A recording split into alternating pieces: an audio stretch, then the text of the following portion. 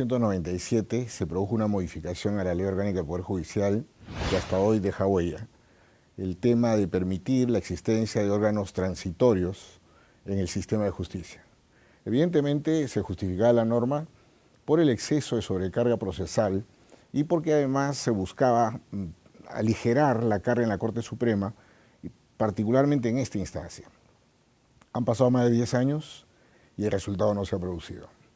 Es hora, creo yo, de revisar qué está sucediendo, porque si advertimos la trascendencia de esta transitoriedad, podríamos decir que el Poder Judicial es el único poder del Estado que no está actuando conforme a los mandatos de la Constitución, en el sentido que la Constitución no prevé justicia otorgada por órganos transitorios.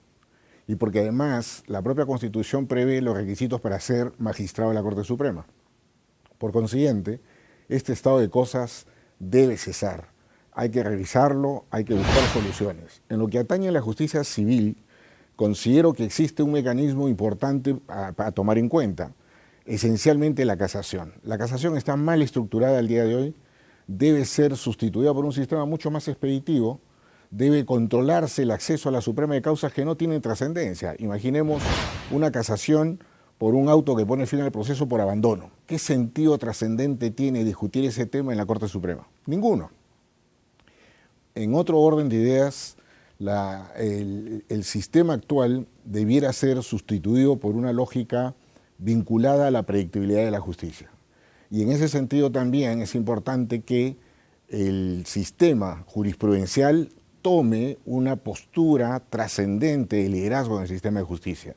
No más una jurisprudencia cambiante, indecisa, a gusto del interesado, no más nulidades que son verdaderamente un cáncer en el sistema. En el Perú, la Corte Suprema tiene una alta incidencia de nulidades concedidas a nivel de casación. Ese no es su papel, ese no es el papel de la justicia. En verdad, hemos equivocado la ruta, la brújula la hemos perdido en algún momento de la historia del sistema y es necesario comenzar a revisar todo lo que venimos haciendo.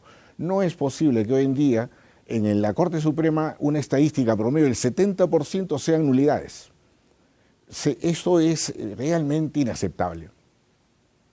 Por consiguiente, insisto, en lo que atañe a la justicia civil, debiéramos considerar las siguientes pautas. En primer lugar, una reforma que ponga coto al acceso a la Corte Suprema. En segundo lugar, un recurso de casación que no tenga siempre efectos suspensivos, porque alienta la mala fe en la actividad impugnatoria. Gente que sabe que no tiene la razón impugna porque con esa impugnación paraliza el proceso 2 o 3 años. En tercer lugar, hay que poner de alguna manera cuantías mínimas para acceder, como sucede con la justicia de paz respecto a la justicia de primera instancia. Y además, valgan verdades, hay que buscar un sentido de horizonte, de luz en la oscuridad al papel de la Corte Suprema. Una Corte Suprema debe ser siempre, inevitablemente, el vértice del sistema y por tanto debe dar luces a todos los órganos de justicia inferiores sobre cómo debemos aplicar la ley en el caso concreto. Hoy la actividad interpretativa, la argumentación jurídica tienen un papel preponderante. El derecho en esencia ya no es solo la ley, es también y a veces más la jurisprudencia.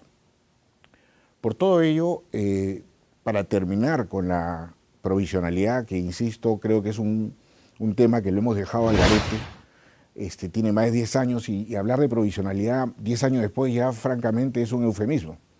Hay que poner término a esa situación y para ello un instrumento inmediato es reformar la casación y la Comisión de Reforma del Código Procesal Civil, de la que tengo el honor de formar parte, hemos puesto mucha atención a este tema y creemos que en el corto plazo, una vez que se imponga esa modificación, podríamos tener un acceso restringido a la Corte Suprema de causas que ameriten ser vistas por la máxima instancia de justicia del país y con cargo a que vía sus decisiones dé luz a los órganos de justicia para evitar sentencias contradictorias, para evitar que una sentencia diga, por ejemplo, que la venta de un bien de las sociedades gananciales sin la intervención de uno de los cónyuges es nula y la otra sala diga que es ineficaz, o que otra puede decir que es inoponible. Categorías todas diferenciadas y que no debieran estar jugando paralelamente en la solución de conflictos en el Perú. Estas y otras circunstancias hacen que al día de hoy a la Corte Suprema tengamos que pedirle mayor atención a esta problemática. No podemos seguir en ese orden de ideas después de 10 años de transitoriedad.